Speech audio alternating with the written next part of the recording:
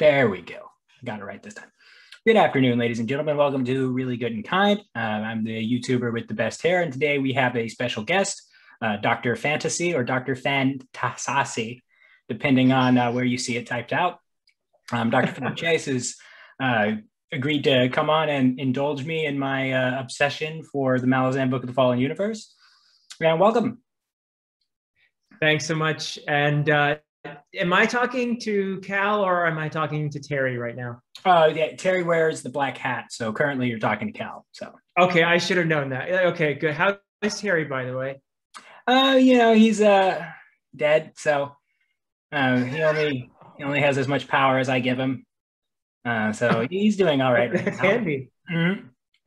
I usually only use that persona to mock something from a point of view other than my own, which is kind of where that came from. It started off as a joke on my Discord server, and then I started doing like little audio recordings and things like that. And they're like, why don't you just put these up on the internet? So I'm like, all right.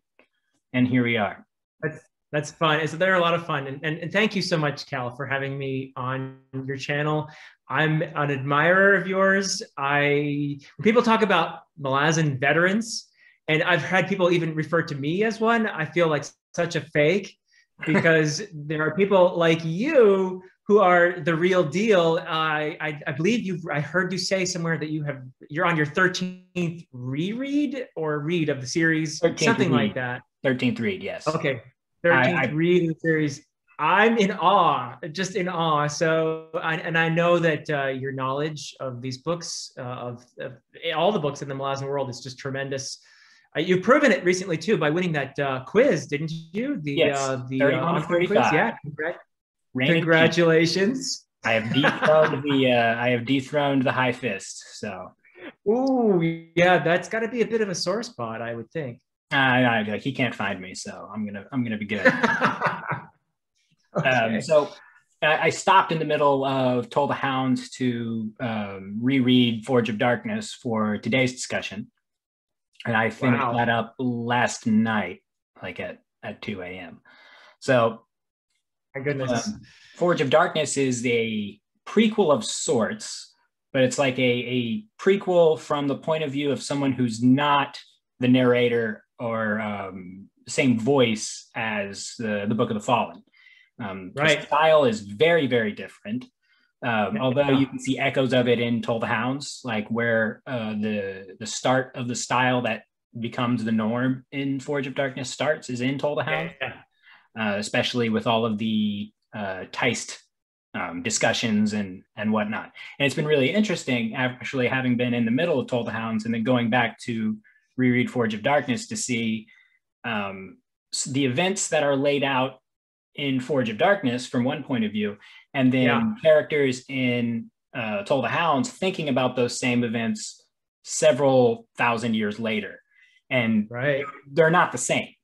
Some of the players are the same, some of the end results are the same, but the events themselves are not the same, which I don't know if that's because they have different points of view writing about the same events, or because one is based off of someone else's remembrance and the other is based off of someone else's secondhand remembrance. So it's fascinating. It is. I agree. Did you see Nifflerogs' new video about an apology for Carcanus? I saw it and I loved it. I mean, he never goes wrong with his videos. That was really fantastic. I thought he raised some excellent points, and it was good for me because it helped me to prepare for our discussion as well. So thank you, Nifflerog, for that. I thought it was a great video, and he brought up some great points. He does mention, I think, or he does touch on the unconventionality of a lot of aspects of it, including the narrator. Now, just to clarify, are we talking spoilers now or not? Or should I let's hold off on spoilers for another few minutes so we can give people the opportunity to click off once they want to click off. All right, that sounds fair. Yeah. So the narrative thing, the narrative perspective, and it's fairly. So in Forge of Darkness, it's right away, you know that there's a frame narrative going on. It's not really a spoiler. It's the first thing you see is the narrator telling you, I'm telling this story to, you know, it's pretty evident by the end of that little, I guess it's a prologue or something, right? And I've always found it interesting how that narrator explains that there are no singular stories, which I find to be very interesting. And for me, that was revelatory in terms of what Steven Erikson does as a writer, because so what I did was I read the Malazan Book of the Fallen. I guess it was probably 3 or 4 years ago. I'm totally guessing there. On my own, didn't know about BookTube, didn't know anybody who knew the series at all. I was on a quest to read great fantasy, and I heard about this, and I used to pronounce it Malazan, like a lot of people. But I heard about it and I thought, okay, let's try that. And I didn't really do any research or anything. And of course, like a lot of other readers, got confused when I read Gardens of the Moon. And I went through that series knowing that I would reread it because A, I just loved it. I was deeply impressed. But B, there were a whole bunch of things I didn't get. And one of the things, probably one of the things that threw me the most is the narrative perspective, I guess you could say, because Erikson is a writer who's very aware of meta narrative, and Nifflerogs made a good video on that as well, I believe. But so for me, after reading the Malazan Book of the Fallen, I knew I wanted to reread it, but I also thought, let me get some of this stuff, this other stuff, the prequels and stuff. I want to read the Eschermont books. I want to read this Carcanis thing and see if that'll help me also figure out everything. And so I did. I picked up Forge of Darkness was the next thing I read. And it actually was very helpful to me to have, is it pronounced Galen? I hear it Galen more often than Galan is how they the guys use it in the audiobook, so that's the way I've known to pronounce it. Well, there's 2 L's in it anyway, so Galan makes more sense. So I'm gonna go with that. So Galan, yeah, although the audiobooks are notoriously, I guess they are reliable for Carcanis though. Is that right? The audiobook right. Yeah. Okay, yeah. So Galan it is. So anyway, he tells me right away, I'm going to mess with you here. I'm going to tell this story to my buddy here, Fisher Keltath. And, I might just tweak things, we're making this into a narrative. And by the way, there are no singular stories, which is to say, there's no central hero here. There's no group of characters, right? That was my big problem with trying to understand it the first time I read it, was I was like, what is going on here? If you've ever read Wheel of Time, Robert Jordan's prologues are notorious for being super long, and they spend a little bit of time, 7 to 8 pages on each previously set up group and establishing where they are in the narrative before the rest of the book shapes out. And so some of the prologues are something like 115 pages long, and they're 17% of the entire book. And there's not really a focus point or maybe the thematic point is being set up there, but not quite. I wouldn't say a point of view focus isn't really given. It's spread out amongst all of the player characters or that are going to be involved in this next volume. So getting into Forge of Darkness, it was like that on steroids, except it never really changes as far as, when you first start, you may think, oh, okay, this is going to be my main character. Then you're going to go 4 or 5 chapters before you see that person again.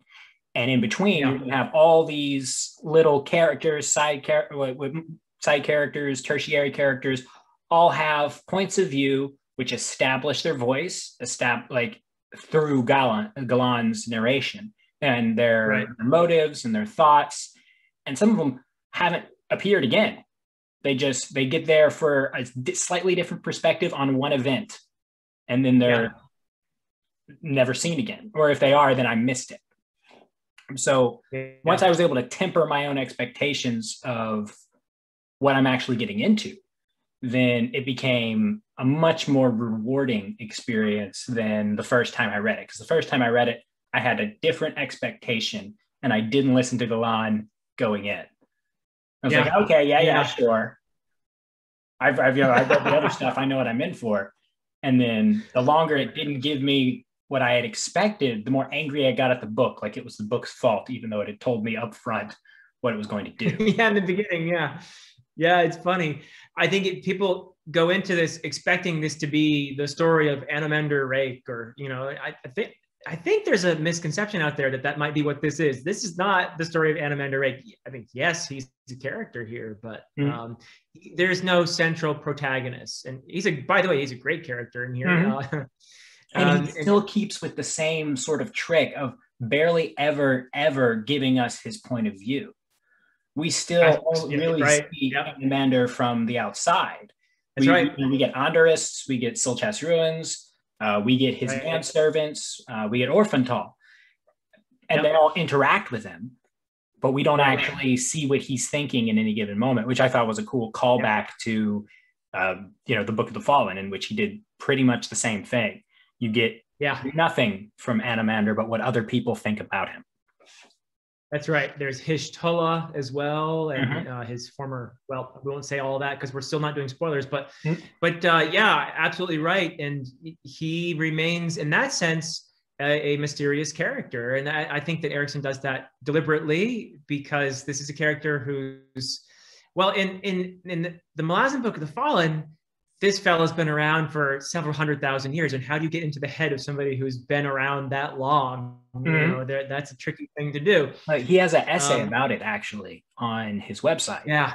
About point of view in the Malazan Book of the Fallen. And the central focus of the essay was Anomander Rake. I'm gonna butcher the phrasing here, and I encourage anybody. I'll try to link that below once we wrap up here. But when he starts off, he's saying that Anomander Rake was his player character in a tabletop game for several years. And so he knew this character inside and out. And when he tried to write from his perspective, it wasn't interesting or flavorful in the way he wanted it to be. And so he's like, well, how do I actually make him interesting? Because he's, I know him so well. Then how do I make him more interesting to myself to want to to really spark up that willingness to write about him? And that apparently the answer was to pull back entirely and only give people the outside looking in perspective, which then of course he uses Tane and Tavor and some other characters. We won't get into that.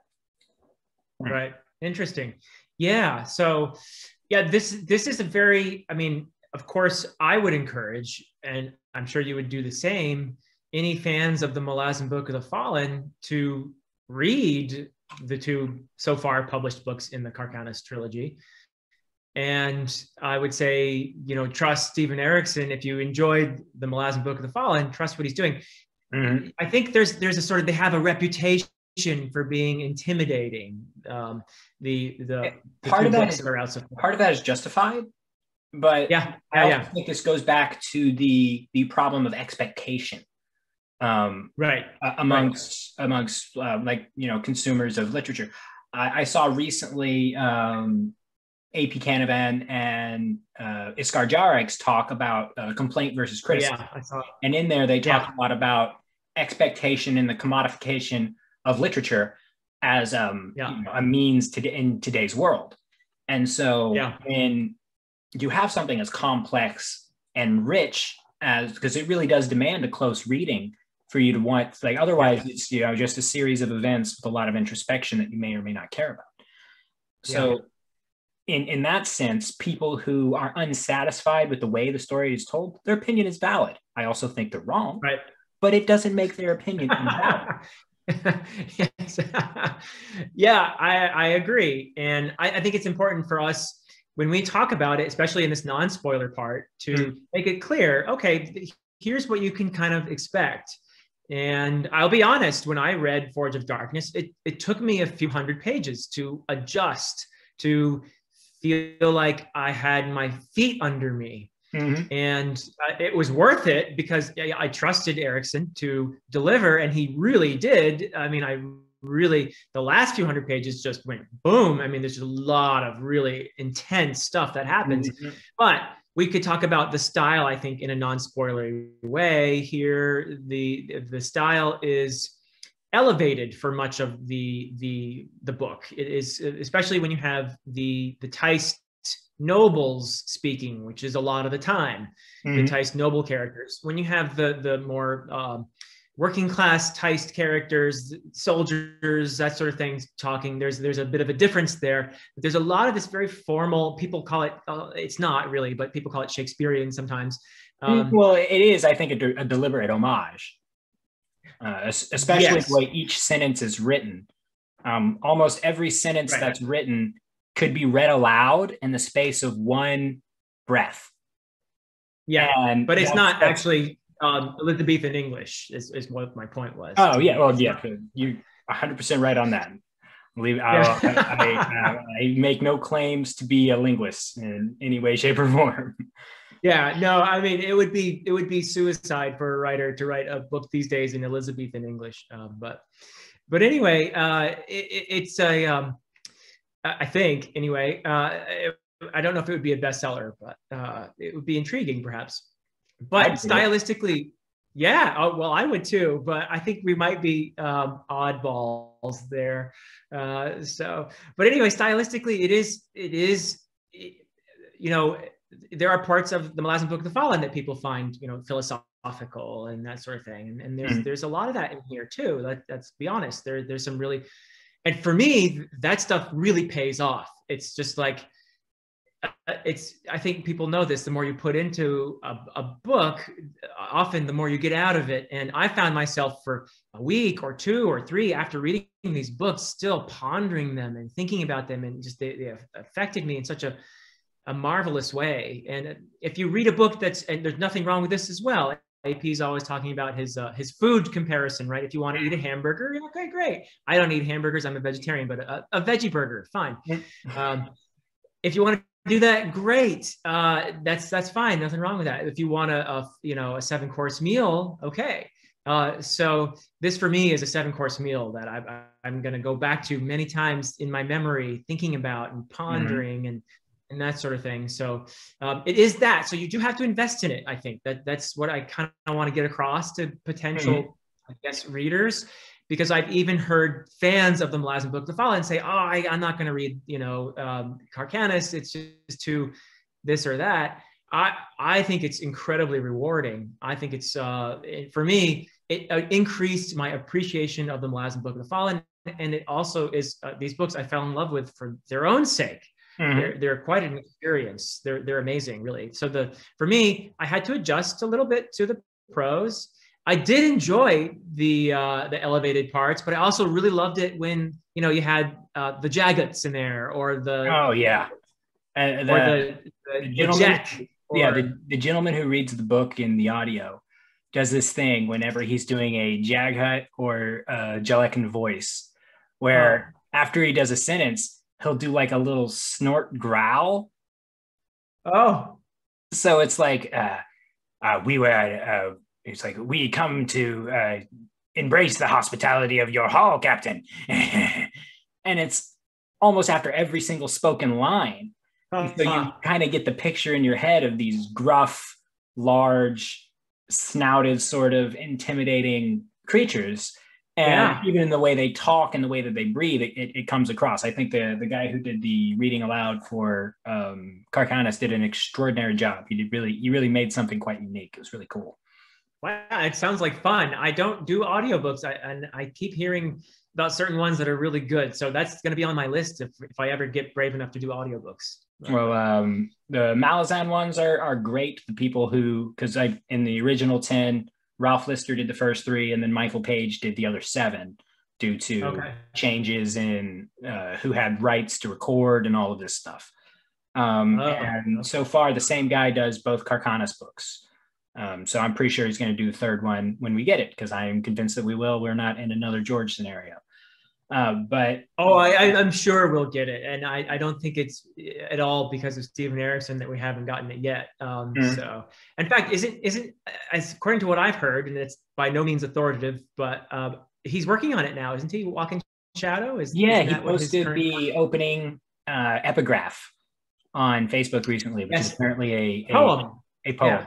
So this reminds me. What would you say would be the central theme of the Forge of Darkness, Fall of Light duology we have right now? Wow. Okay, so we have to talk about several themes, and I'm going to do it. So no spoilers yet. So there's a hint in the titles, of course, of these three books: Forge of Darkness, Fall of Light, and Walk in Shadow. So if we're just talking from a pure story point of view, and this is not spoilery at all, really, we're talking about the story of the Teist, right? The Teist people, and how they became the Teist Andi and the Teist Leosan and the Teist Idur. So that's more, I guess, story. We're not talking about theme yet here.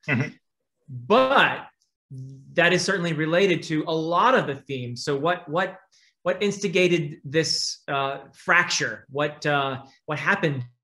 We're introduced, and this is, again, I don't think this is a spoiler, but there are themes in here that have to do with environment, right? So there is a point at which human, of course, they aren't human, but they really are, I guess. They're Teist, but they're a lot like us. So I'm just going to say human activity has a certain impact on the environment. We see this in our own world all the time. We have created any number of environmental catastrophes, and where you have environmental strain, you tend to get more competition, and you tend to get friction, and you tend to get warfare because they're battling over resources then. And so I think the human or anthropomorphic impact on the environment, whatever we want to call that. I mean, it's an important thing in here as well. Feel free to jump in, because I know there's a bunch of themes in here, and this is one of the things I love the most about Erickson's writing, is he's just so brilliant at incorporating themes. I think the main theme of the entire thing is peace and its ramifications for a society. So I think we should give a spoiler warning here. Spoilers from here on out. Spoiler talk time. Okay, so yeah, if you haven't read it and don't want to hear spoilers, off with Zane, and come back once you've read the book and leave us a comment. Adieu. The first lines of the book are, and Azath and I refrain, "There will be peace." Yeah. Isn't that what's carved over the house? Yeah. There? It's carved on the bridge. It's carved over people's homes. And it seems to be the only Azath and I script a lot of people know is "there will be peace."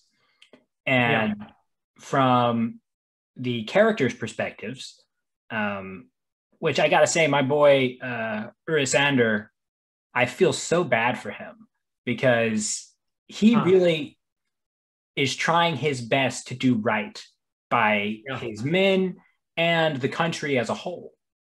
And because of his unwillingness to act in what his soldiers perceive as a way that his dignity and his position demands, we end up with this entire set of problems that go throughout the entire book.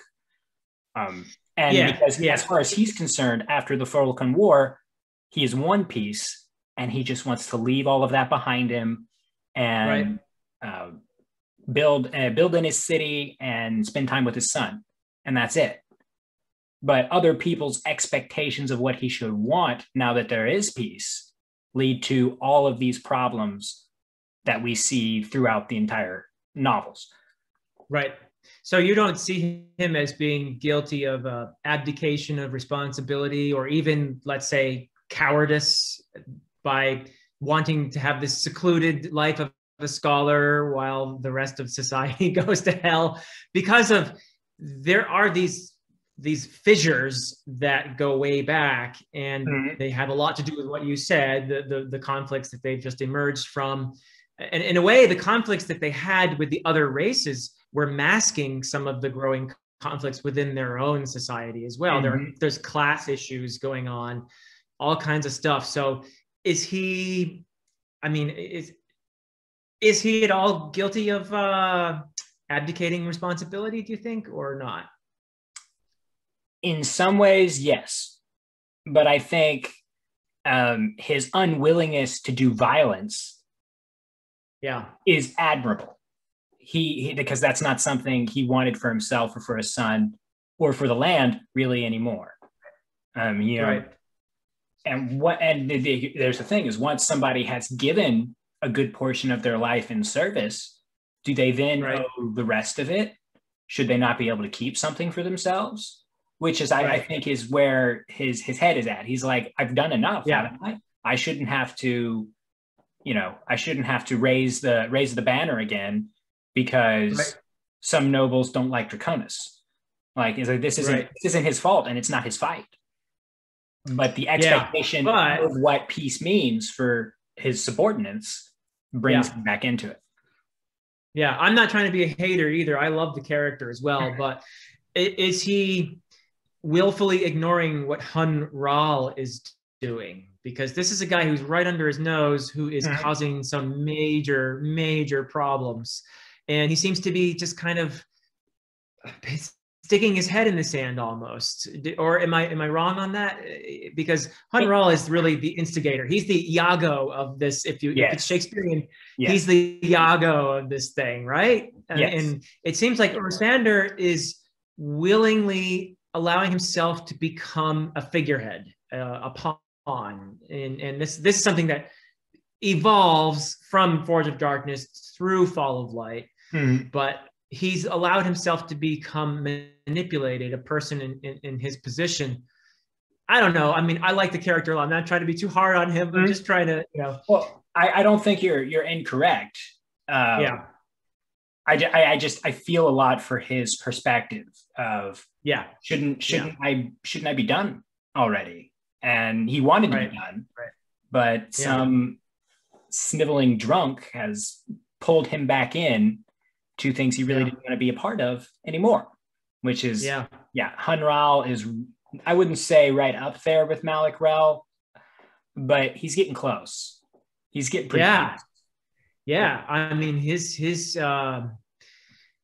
ambitions become more clear, I think, through the two books, and especially in Fall of Light. I don't think he wants Urisander to be anything more than a figurehead, by then. I think he's really gunning for, and he comes from this family that used to be in power, I guess, and had they fell. He's got royal. As far as Forge of Darkness is concerned, they fell from prominence in some way, whether that means that a lot of them were killed off or they went broke. I'm not entirely sure what that fall from grace means. But he's looking for the resurgence of his family's status in society. Right. Yeah. And for that, he's willing to do a lot. A lot. So if peace is so problematic, we can't handle peace very well, or the Tice can't. And again, I think they're stand-ins for us in many ways.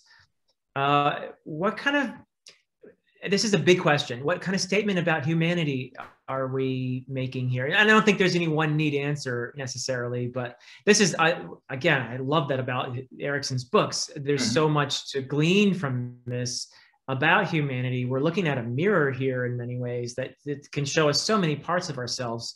So is this a pessimistic statement about humanity here? Is it, or what? And it's not a happy story. There are a lot of really... Oh, dude, you're not kidding. Well, pretty much once you get past the 6th chapter, disturbing things happen with regularity in nearly every chapter from there on out. Raskin did nothing wrong. Freaking Olar Ethel. Olar Ethel. But okay, so consider this. What do we know about, from a main 10 perspective, what do we know about the Tists Leosin? Right. The Tists Leosin or Tice Leosin are similar in cast and mean to Forquel Assail, in that they are obsessed with their own idea of justice. Right. And from Forge of Darkness, we see that through Urisander's war with the Furul Khan, he kind of adopted what would become their idea of justice upon himself. And that's what his banner seems to stand for.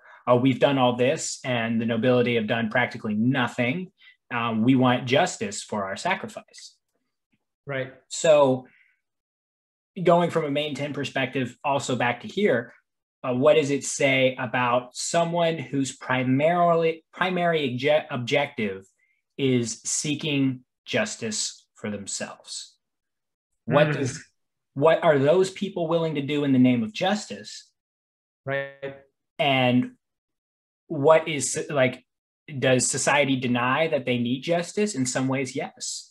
They deny their call for justice, but they commit acts of horror in the name of justice. Right. And I think that's really telling, especially about modern society, like right now. Going back maybe 2007-ish, this call for certain types of justice, call it social justice, call it equity, call it whatever.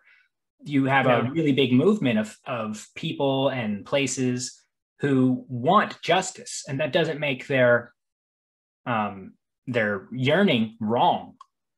Right. But sometimes the ends do not justify the means of sometimes how these things are done, which I think is really fascinating, because I know he supports a lot of, like so do I. I say equality is good.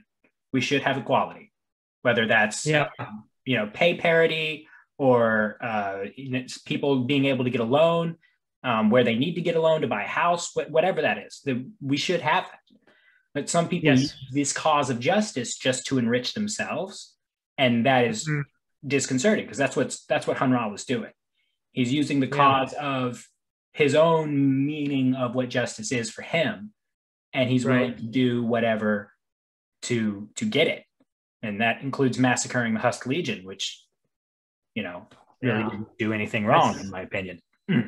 Yeah, no, that moment, that massacre is right up there with the massacre of the wedding massacre. The wedding didn't happen, but when they killed the Andor's house. What's her name?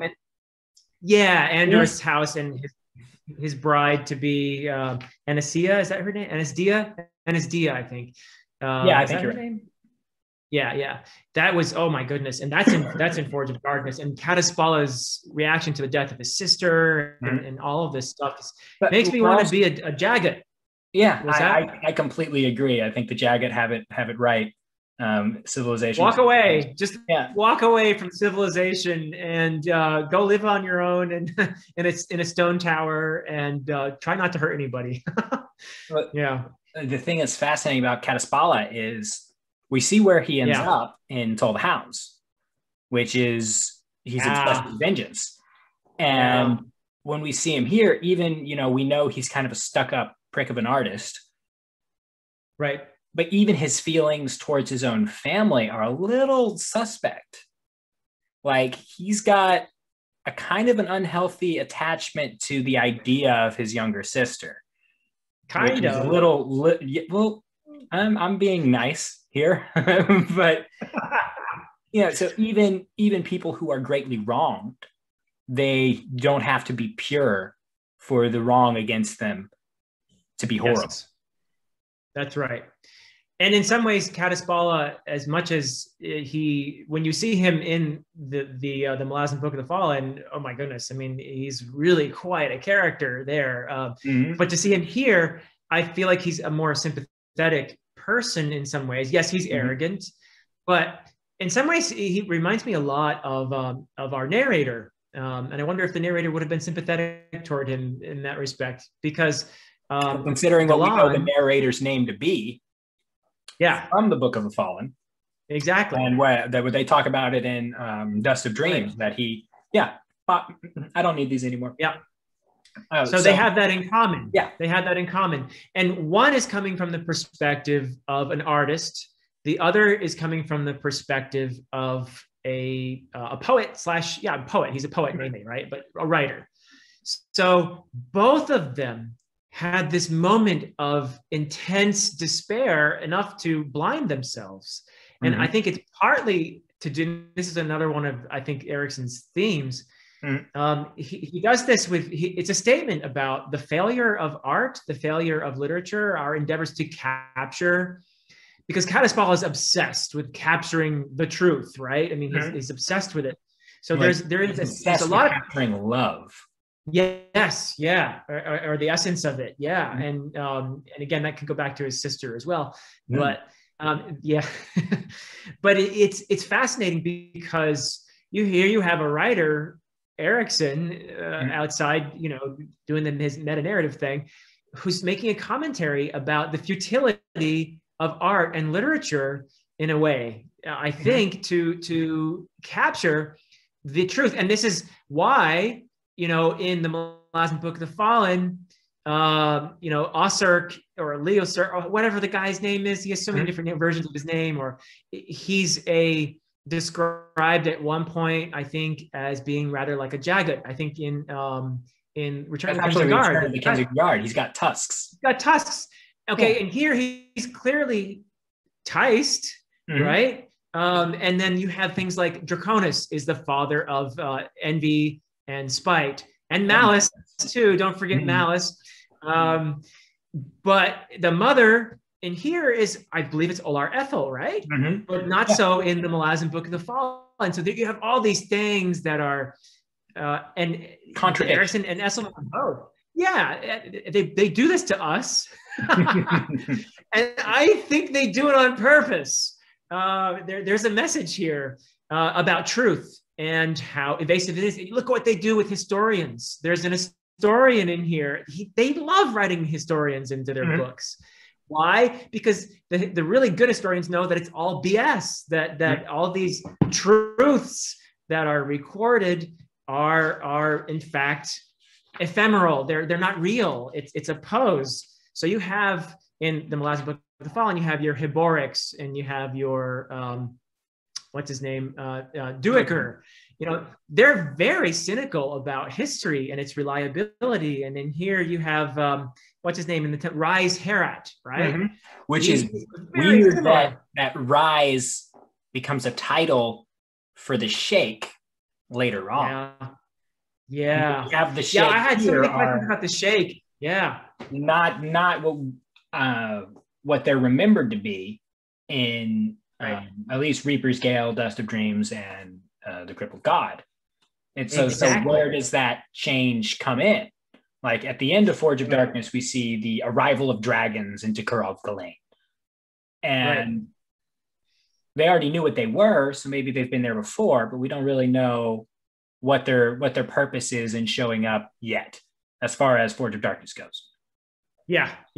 And then, through the Book of the Fallen, we see there are dragons everywhere.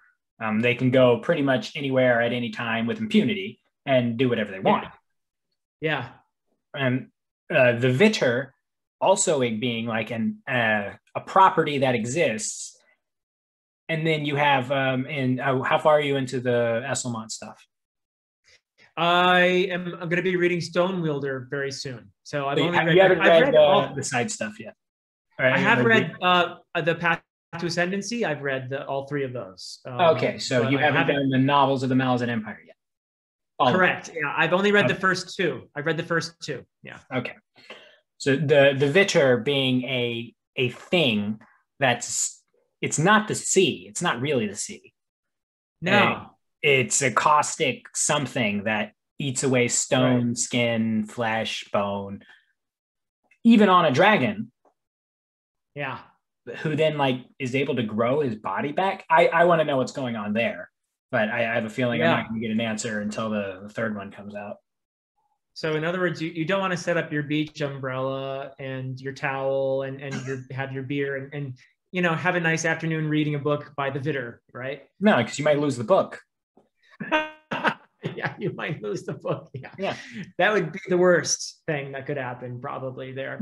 So it's so interesting how we don't get neat answers to a lot of this stuff, because if you want to read Carcanus to figure out everything and master this world and know the origins of, guess what? You're going to have contradictory stuff going on. Could you just I think you're the person to ask for clarification here. So you have the Sheikh, as you mentioned. You have the deniers. Mm-hmm. So, and what is exactly the relationship between the Sheikh and the official religion? So when this starts, the official religion seems to be of the Taist, now centered around Mother Dark. Mm-hmm. And I'm taking it that the deniers are people who adhere to the older ways, that they don't subscribe to worshiping Mother Dark. That is to say. They deny her godhood, and they worship an older goddess who, according to the guy with the flattened nose, who goes looking with Sukul and Kadu in the woods until they find the temple. Right. He's been punched in the face so many times his nose is flat. I'll find him. And they worship Burn. Yes. Is that Narad? I think that's right. Yeah. And they worship Burn, who Burn, of course. Yes. Of preeminence before Mother Dark was. And when there's Draconis' whole relationship to Mother Dark is he gave her the throne of night to basically establish her position as a goddess. Right. And then at the end of Forge of Darkness, he brings her the gate of Corral Glade, which then swallows up all of Carcanos. Right. So it's like... And that gate is related in some way to the murder of Hood's wife by the Erastus and Central Lath, right? Right. So they did that in order to empower this little, what's it called? I forget, the little crystal or shape, whatever it is. There's a name for it. 28-sided star. Yeah, that. There's a name for it, but so it's like a tetrahedron, but for 28, whatever that number is, whatever that thing is, 28-sided something. Somebody needs to explain the significance of that to me, but anyway, that's all related to that, and of course that relates back to Hood becoming the god of death because he wants to assault death essentially as a result of the death of his wife. So there's all that in there, but so in that case, then the Sheikh. So I'm clear on the deniers now. Now the Sheikh, are they part of the official religion? Then they're part of that hierarchy because they're like part of these monasteries and stuff like that. Are they outside of? They seem to be outside of the Church of Mother Dark because the Church of Mother Dark, their priests and priestesses seem to bring a religious state through the act of sex with the parishioners. That seems to be the basis of their of their tenets. And you have all these priests saying, "Oh, of course, we made the act of touch assorted thing," and all this other stuff. The Sheikh, the mother and the father, are two different monasteries, and they used to be worshippers of this river god, which they then used its power and bled it dry and killed it basically to make themselves more powerful in sorcery or what have you. Then Triss comes along and brings back that river god, which brings like these two forces. Yes, they talk about in the Book of the Fallen a lot, forces in opposition. The forces in opposition are what allow existence to exist. So we have Mother Dark basically reigning supreme from Wise Carcanos, and then they bring back this river god through Dorson Rill into Carcanos, and the tension between those things. And then that's when Draconis shows up with the gate to Gerald Ghislaine, and then that god gives up and dies because there's too much power there. And so the Sheikh are right now basically godless. They don't have anything left. They were using the power of the god for their own gain, and that's why Triss brought it back as basically like a see what you've been doing here. And a lot of them freaked out and left the religion, and then the other ones decided to stay with that god, and then that god wanted the Dorson Rill, and then was purged from it again entirely. And then at the same time, you have all this nonsense going on with Centaura, who At some points I hate her, and then at some points I like her. It's very that's Erickson for you. Yeah. Like she starts off being real mean to the high priestess, Ella something. Let's see. Her name is Emerald Lanier or something like that, right? Yeah, Emerald. She's the high priestess of Mother Dark, and then Centaura is basically also a high priestess, but basically your second. And Centaura is a spite. Or, did you freeze? No, I don't know on my end, but no. You went for a second, and I was like, "Oh no, did it stop working?" Okay, so I'm still here. Yeah, so Centaura resents her own position of being second fiddle to anyone, and has always been spreading rumors and being spiteful. And then Triss shows up, and something happens in the Chamber of Night, which we don't see. And she comes out as the first Leosan. She's entirely white. Her hair is entirely golden. And she says, I've chosen my gift. And then from her point of view, we're told that Triss looked at her and saw into her and was basically like you are a spiteful, horrible, backstabbing person. You're using your position for your own gains.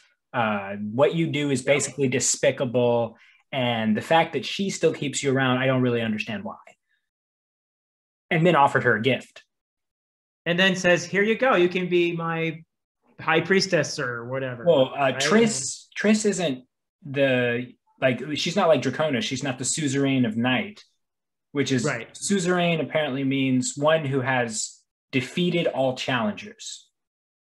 Interesting. Huh. So that's what. But she plays a similar role in the bringing about, I guess, of the Leosan, which is in a way parallel to what Draconis has done with Mother Dark and eventually what will be Teist and Eve, right? I mean, this is where the division happens, I guess.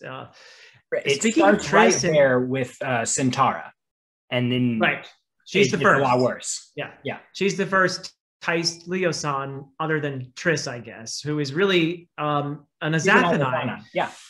An Azathanai. Okay. So the Azathanai, can we talk about them too? Because this is really cool on the one hand. On the other hand, it doesn't always mesh with what we get in the Malazan Book of the Fallen. There are some who don't appear there, like Grizzin Farrell, for example. He's a fun character. He's a lot of fun. I already mentioned, what's that? I said he's the protector. The guy who does the reading for Forge of Darkness, all the Azathanai have Scottish accents. Like Scottish accents. Scottish accents. So the scene where Animander demands equal treatment from Caladan Brood. If you're okay, I'll spill my blood to steal this vow. You do it too. And then he introduces himself as Caladan Brood later. But everyone's got he's got a thick Scottish accent. So Caladan Brood becomes Caladan Brood. Caladan Brood. Yeah, it's really interesting to listen to.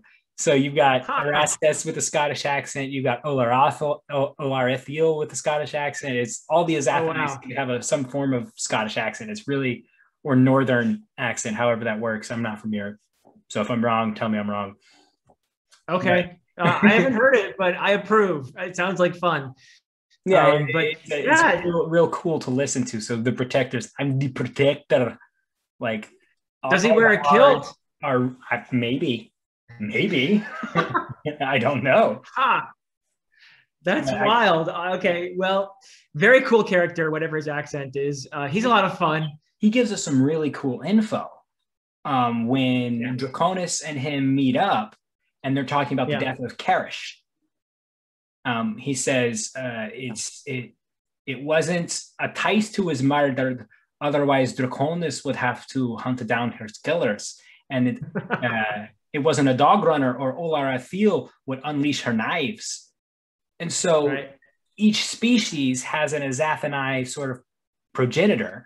Patron or something. Yeah.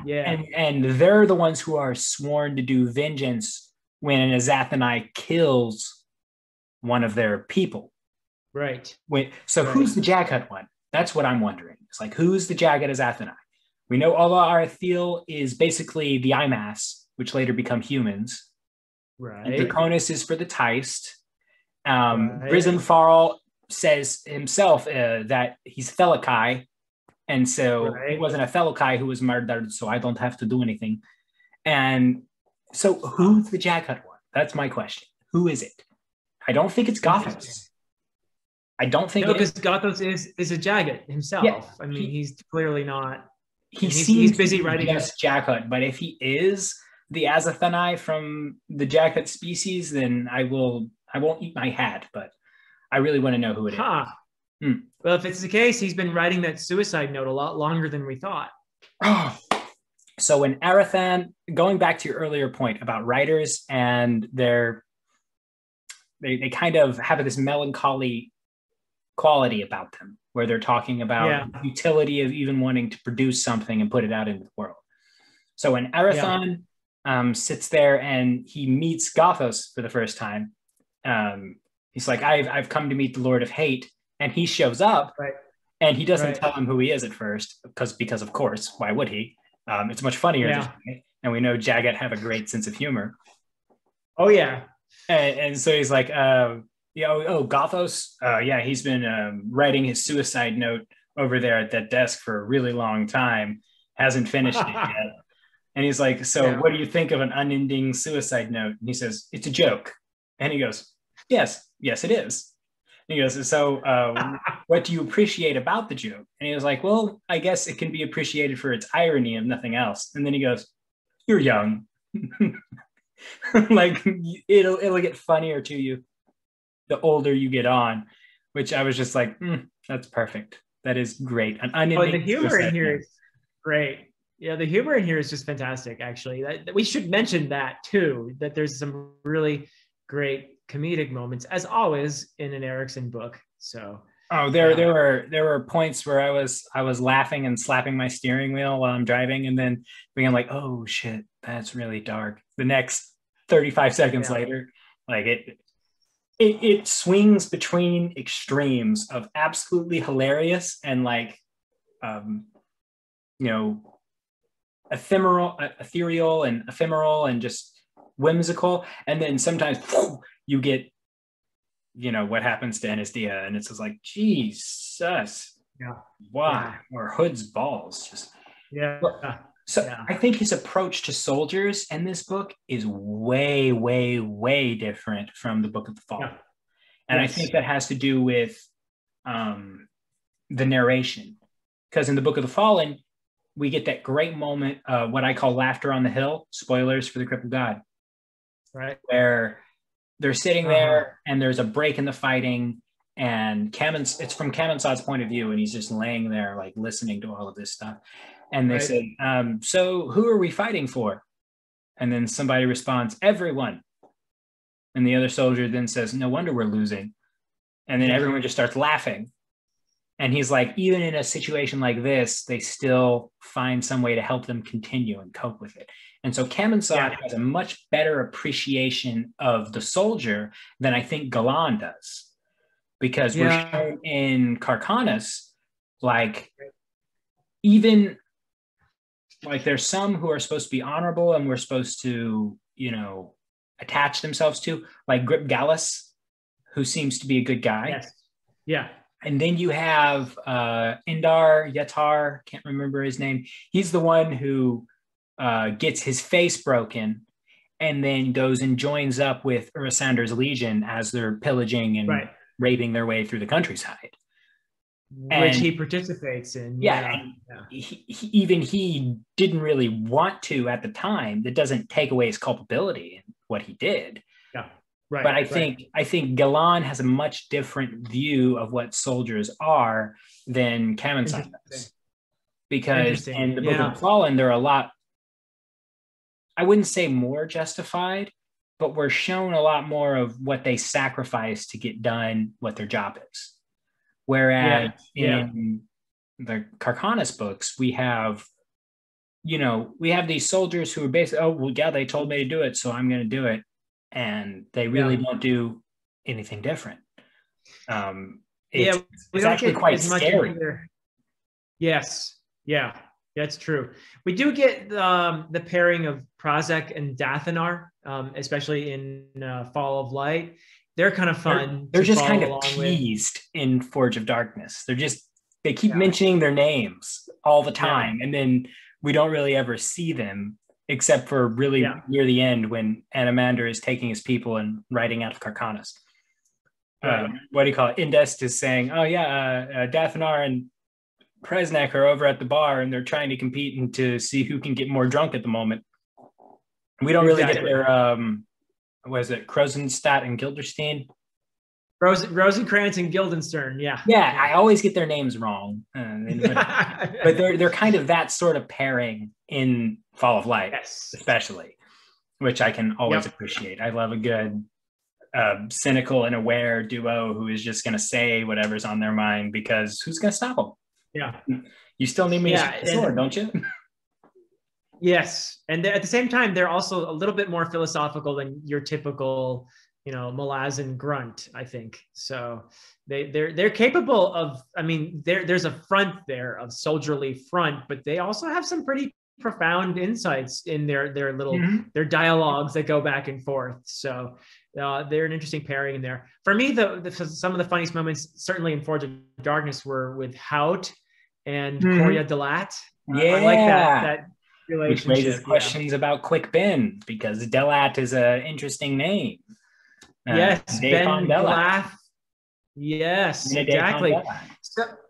So do you subscribe to the theory? Now, this is not a really spoiler because this is only a theory. You subscribe to the theory that Coria Delat is Quick Ben? Is that what you think? I don't think Coria is Quick Ben. I think Coria is the progenitor of the Delat line. Ah, okay. Interesting. All right. I haven't heard that theory yet. All right.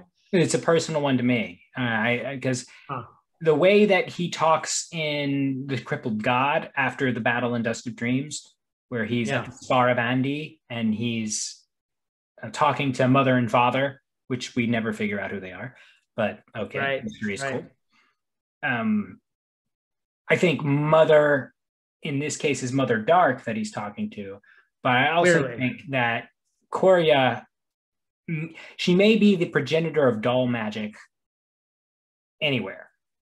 And that's, the old magic that people talk about in the Book of the Fallen starts with her. The making of dolls to cast the future from and send yourself to somewhere else and all of that stuff. I think that starts with her. And I think that's why she's an empty vessel, is because she's getting ready to become much more as like a person who affects history so profoundly. So she's an early version of a Mibe, although is it pronounced the same way? Is it that they use that word in Carcanis too, right? Isn't she supposed to be a Mibe? They say she's a Mahive. Yeah, they really aspirate the H in the audiobook version, so I don't know. Yeah, I think it's pronounced differently in Carcanis than it is in the Malazan Book of the Fallen. I forget how. I think it's Mibe in the Malazan Book of the Fallen, but there's some difference in. In Book of the Fallen, they say Mibe. Mibe, okay. So I and then in Carcanis they say Mahibe. Okay, So it's almost like there's a glottal stop on the M. And then the H takes over the rest of the enunciation of the word. It becomes, the M is kind of just a hint, and then the Hive is really the intense part of the pronunciation, or at least that's the way they do it there. Yeah, so there's an apostrophe in it. One of AP's favorite things in all the naming is the AP Canavan. He loves the apostrophes, right? Oh, yeah. Professor Fireball. That's four apostrophes in French. That's some serious apostrophes right there. But, I didn't have a mini seizure trying to put that together just now. So yeah. And I don't know what you wanted to talk about next, but there's a ton of things. I wanted to at some point talk about how Erikson handles battle scenes in these two books, particularly in Fall of Light. I thought it was just interesting how Fall of Light was, in a way, there are these bookends of battles, and there's one in the beginning and there's one in the end, and the beginning one in the end is played out almost like a chess game. It is. So it really is. We don't actually see the battle. We see the people moving the pieces, and then we are ready to fill in our own picture of what that looks like on the field. We get hints of it in Forge of Darkness. Okay, so Rent. Rent is a tragic character, and I feel really bad for him. But I have a love for him for what he did to Olar Ithil, because she deserved it. Like she really did. Setting the tree on fire. Yeah. And the difference between her looking out of the fire and her being burned by the fire is one of intent on the person who makes the fire. And he figured that out himself and then burned the tree. Even though he hates Draconis. As they're riding away, Draconis says to Arathan, I didn't deserve to have these people travel with me. They're good people. Yeah. And he's like, I even though he may hate me for it, what he did to Olar Ithil was justified. Right. And Rent keeps this hatred of what Draconis did to his sister, even though she was a willing participant in the whole fair, literally. Right. Drives his actions through the rest of the thing. So then you see the Border Swords show up because they've been chasing down these people who have been burning and murdering and raping their way across the countryside. And it leads back to Draconis' hold. And so they think, okay, we're going to form up here and we know this guy's no good. We're going to But they're being manipulated by Honoral the whole time. And so then Ivis,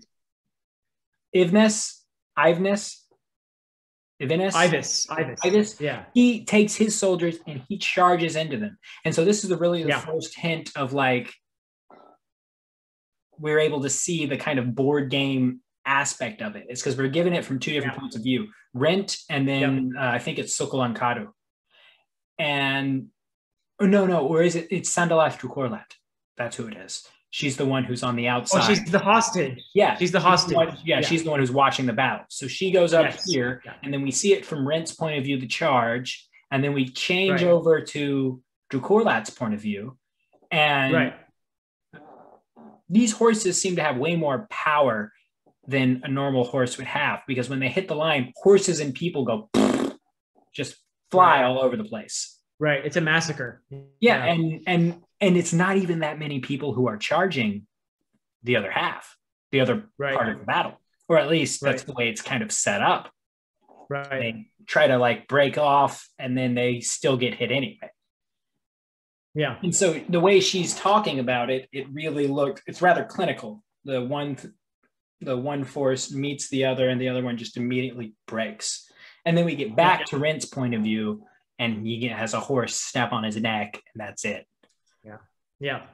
And that's it. Lights out. Yeah. It is tragic. You definitely feel for the Border Swords, Rent and his sister, what's her name? Farad? With an F. I forget. Farron? Anyway, maybe it's Farron. Yeah, I think that's right. Yeah. But anyway, they're a great part of this, and Draconis feels bad. Draconis is a curious character because he, like the other, they're not really gods, but whatever they are, I don't think they even understand their origins. Or we haven't talked about this, but their relationship to the Azath, which is hinted at in here, but because they talk about houses being built out of nothing at one point. Yeah. And then people populating those villages. So is each one of them a Azath house? I don't know. But still, I'm curious. You have it's intriguing. Yeah. So anyway, Draconis is a character that sometimes you feel like he's a real jerk for manipulating all these people around him and bringing about these crises, but he seems to have almost charitable motives in doing a lot of this, and he seems to also feel bad for some of the stuff he's doing. Like, he's not doing it for himself. He loses power by giving it to Mother Dark. Everything he does is, we're told over and over again, it's done out of love, over and over and over and over again. Yeah. And then the law of unintended consequences makes itself known throughout everything that he does. So out of love for his son, Arathan, who grew up, we need to talk about envy, malice, and spite here in just a moment. So out of love for his son Arathon, he's like, hey, he's never known a woman before in his life. Right. I can see you're attracted to him. Show him the ropes. Nothing else is expected for you other than that, but show him the ropes, because he needs to understand this before I cast him out into the world to make his own way. And from that, her first child miscarried, and so I completely understand her desire for another child, and it's her story is heartbreaking to me. And Arathon then falls in love, which is completely understandable from a male perspective, right? I'm a dude. And, as far as those experiences go, the habit is to fall in love in one form or another, even if you don't really understand what the word means, and you grow to understand it more later, sharing that part of yourself, that is the instinct from a male perspective, is to be like, okay, this is how it is now. We're with each other. And then he's like, no, that wasn't the plan. You cut that off. And even then that seems cruel. But from an adult perspective, it's like, that might have been a good decision. Maybe don't do that. Because that sort of thing can lead you to unhealthy sort of obsession. So he does that out of love. And from that, Rent's opinion of Draconis is destroyed. And there are consequences for Farron as well. And because you mentioned her history, so that plays into it as well, which Draconis probably didn't know about. So there's some tragic things that result from good intentions. I guess there you go, the road to hell and all that. But he seems over and over again. It really is. Yeah. He seems like a sympathetic character in some ways. You feel for him, knowing his ultimate fate, of course, too. From reading the Malazan Book of the Fallen, something went wrong there at some point. What do they say in Memories of Ice? They say Draconis has legendary cruelty. Cruelty, which was then blunted by his time in Dragnapur. And from what I see, some other people may observe him as being cruel, but everything he's done is from a place of love. And it comes off to other people as cruelty, and that just makes the irony that much more bitter. I think it's similar to Kroll in some ways, because he also gives this gift, if you will, of magic, right? It's his basically his blood that is the essence of the Warrens and all that. It's his flesh, isn't it? If I'm understanding that correctly. So, and in Memories of Ice, when he takes the destroyed Jakaruku into himself and creates the Imperial Warren, it becomes a part of the Imperial Warren. Yep. So it seems like he's a character who does these wonderful, sacrificial, compassionate things, but then he's also a god that people make blood sacrifices to and that sort of thing. So it's really interesting how, right? I mean, it's not easy to categorize these. I think that's one of the other themes is worship versus worshiper. So the worship versus the worshiper. So we're given hints at it with Arethil. I see through the eyes of their fire and all that. And then in the Book of the Fallen, we have this theme really played with a lot.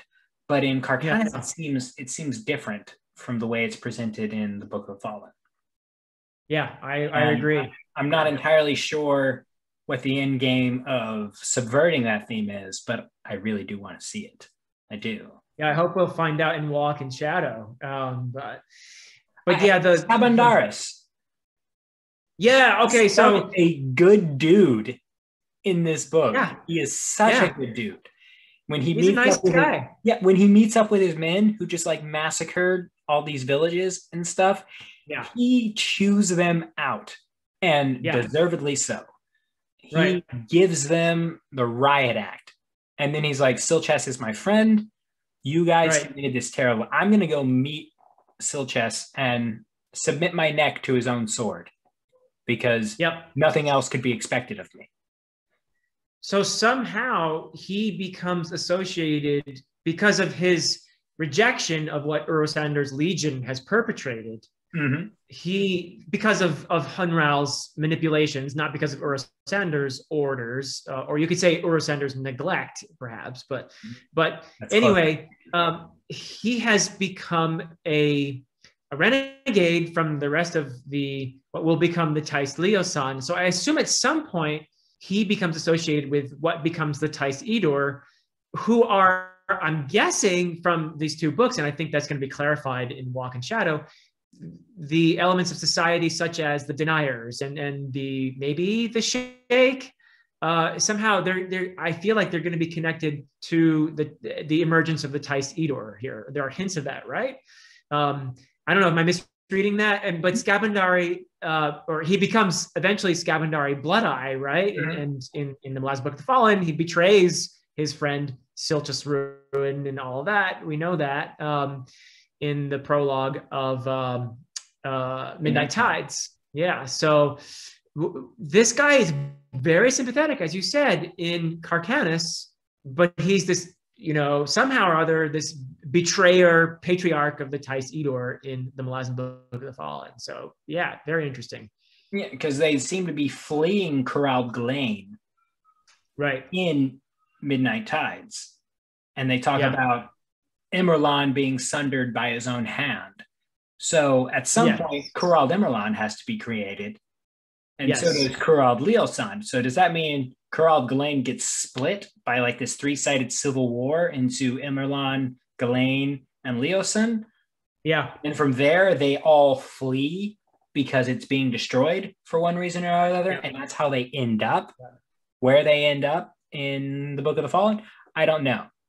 But interesting. I'm really, really curious to find out. So, envy, spite, malice.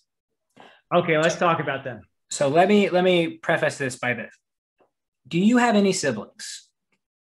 I have an older sister who's much nicer than all three of them. Okay. So I have 8 siblings. I'm right in the middle, number 5. But okay. So it seems the tragedy of envy, spite, and malice comes from first something they did to Arathan. Yeah. Which what they did, we don't really know. They say they did something to his dreams and maybe something to his body. And then from that, he grew up faster than they did. Right. So at some point, they all seem to be close to the same age. And then Arathan grew up faster than they did. And so he's... Does it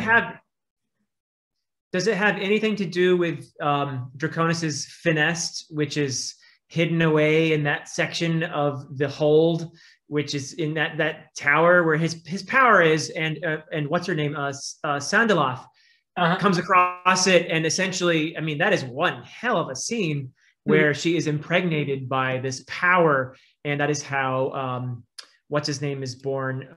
Her son. Or no, that's how the daughter is born. Yeah, the daughter is born that way, right? Am I remember that right? Corlat. That'd be Corlat. Corlat is born from that. Correct. Yeah, she's already had, of course, her son, who is Corlat's actually older brother, but because she grows up fast. So anyway, I was just conjecturing that his growing up fast, Draconis' son, Arathan. Mixing up all the Arathan, thank you. His growing up fast might have something to do with being exposed to that finesse as well. I don't know. I don't think so, because as we know, as Athenai, he's half as Athenai because of Draconis. Right. And so, but there's Envy, Spite, and Malice who are full as Athenai, but from 2 different race progenitors, Olar-Ethel and Draconis, Tais and basically Imass. So they say they did something to Arathan, and then he grew up quicker. He almost drowned once, I think, right? And on a frozen pond or something. And is that the incident that maybe that somehow his near death caused him to grow fast? Is that because they say he came into his power and then he grew up faster? And they're saying, we've got power too. We know we do, but we don't seem to grow up. Why don't we grow up? Yeah. And so they're sitting, all three of them are sitting there having this sort of conversation about how they can make themselves grow up faster. And then Malice, being the youngest, is subjected to the games of her older siblings.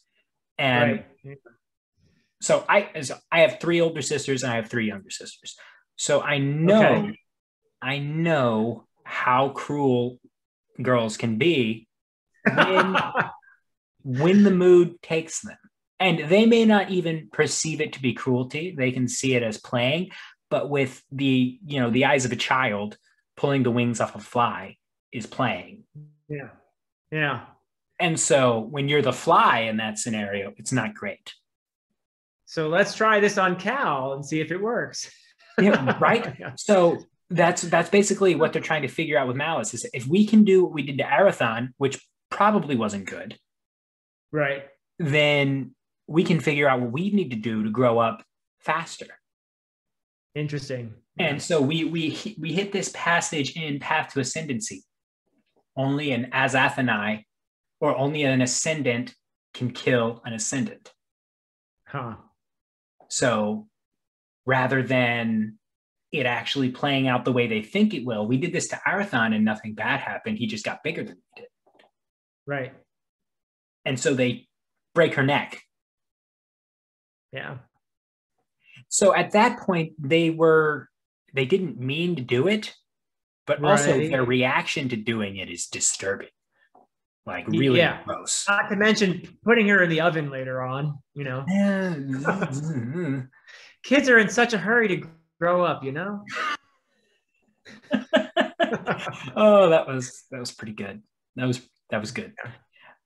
So it's not like the first time they meant to do it, but then once they realized what a terrible mistake they had made, right, they just go about killing everyone who's in the castle, which is what?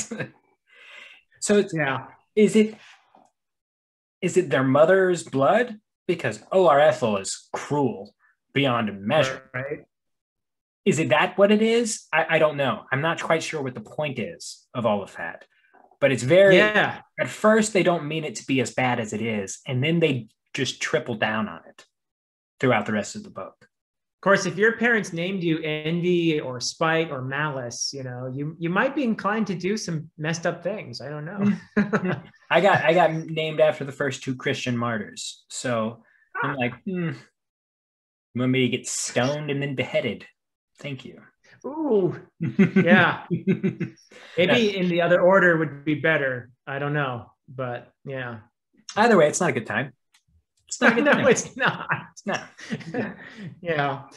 So they're interesting characters, especially because we know them from the Malazan Book of the Fallen, and they've obviously been around a long time, and they're not like they were when we meet them in the Carcanus books. So it's curious. I am curious to see where their arcs go we can see the beginning of their animosity when she says, don't you try it with me or it's for keeps this time. Yeah. And then we see where they are in Bone Hunters and Memories of Ice, where whenever they think about each other, they're just completely antagonistic. And that sort of kind of reaches a resolution in Toll the Hounds, but not really, because they both survive and leave each other alone. So how many times has that happened? Who knows? Yeah. I mean, there are some disturbing parts. That's the horror element that you see in the Malazan books as a whole. And I think that gets most prominent in the Envy, Spite, Malice arc in there. And you see the battle stuff. And and I wanted to talk about those 2 battles in Fall of Light too, because I think they're just incredibly handled. I've never seen anything like them, actually. The first battle that begins Fall of Light, it is heralded by, you have the lines all formed up and everything, and but you have this incident that happens before, which dominates the whole thing.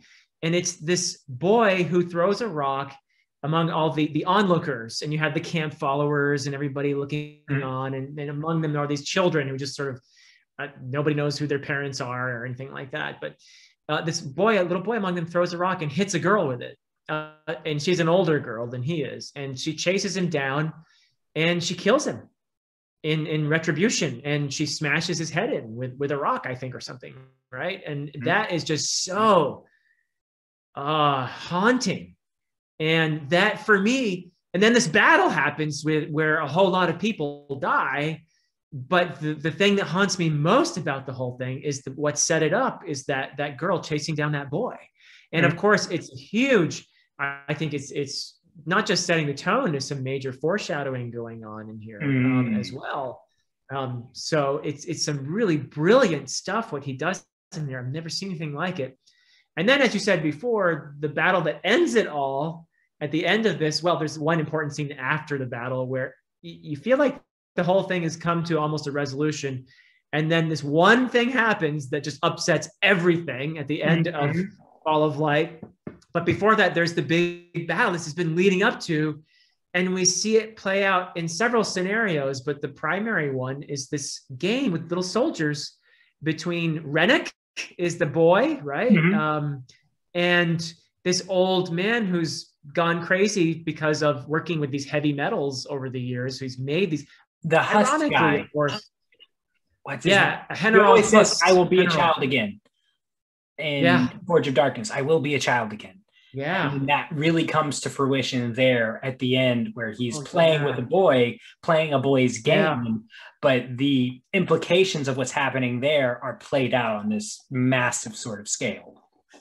Yep. Even if we don't directly see it. It's genius. And when I first started reading it, I was like, wait, what is he doing here? And by the time I got to the end of it, I was like, wow, I've never seen anything like it. I've really never seen anything like it. And of course, you do get descriptions of the battle as well from different perspectives, but the primary experience, exactly. But the primary experience of the battle is with this boy and this old man, and the old man who's gone mad through making weapons over the years. These swords that scream when you take them out of their scabbard. It's really amazing stuff. And so Ericksonian, if we can use that word, in the sense that, I mean, he's upending tropes left and right here, isn't he? The thing about him is he created the last gift to the Husk Legion, which actually helped destroy them. Because whatever the wine was that Honoral gave them, the poison, and then they draw their swords, and the armor screams in response to the sword. Yeah. And it like vibrates everyone into pieces, which is super gross. But it's also like, what would you expect a mad smith to do? It's like, of course, this would be the predictable result. Yeah, it's amazing stuff. Really is. I'm sure we've missed some threads and some themes in there. It's so packed. It's so rich. But anything else you can think of that we should mention for the good of the order?